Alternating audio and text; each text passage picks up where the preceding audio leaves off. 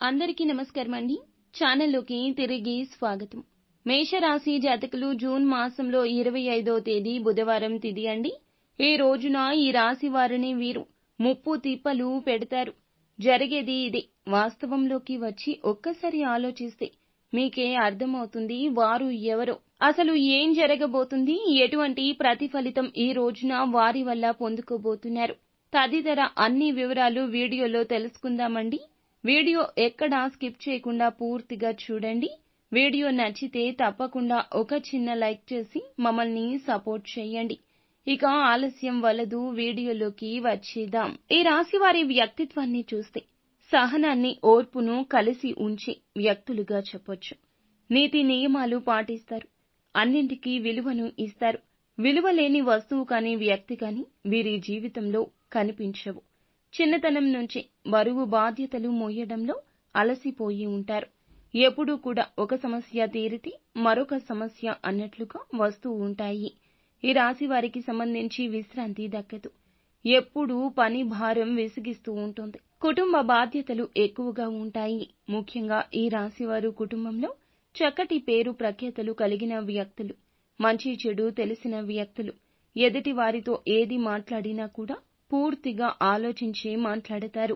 అంచనాలను ఎప్పుడూ కూడా తక్కువగా వేసుకోరు. ఇక ఈ రాశి వారు జీవితంలో ఉన్నతమైన స్థానాలకు వెళ్ళాలి అనే ఆశతో 10 మందిలో కలిసి తిరుగుతూ కొత్త కొత్త విషయాలు తెలుసుకుంటూ వాటిని మంచి చెడు ఆలోచించి జీవితంలో ఉన్నతికి ఉపయోగిస్తారు. ముఖ్యంగా చూస్తే ఈ రోజున ఈ రాశి వారికి ఈమెతో ముప్పు తిప్పలు రాబోతున్నాయి. ఇక ఈ రోజున ఒక స్త్రీ ద్వారా ముప్పు తిప్పలు పడబోతున్నారు.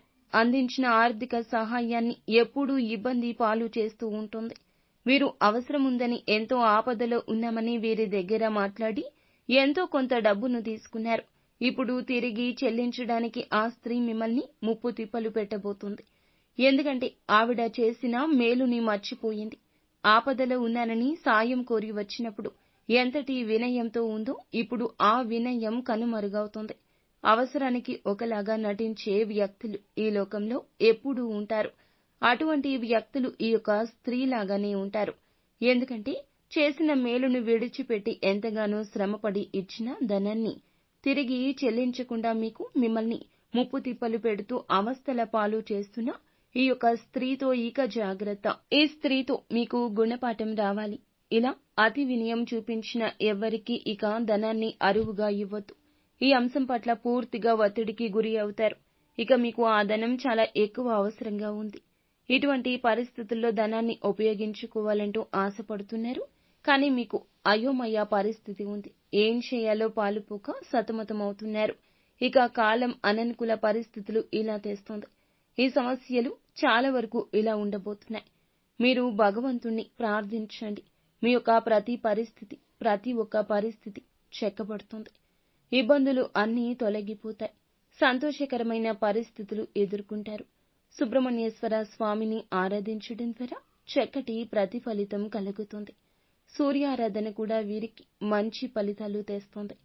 సో ఫ్రెండ్స్, చూసారుగా, ఈ వీడియో మీకు నచ్చితే తప్పకుండా ఒక చిన్న లైక్ చేసి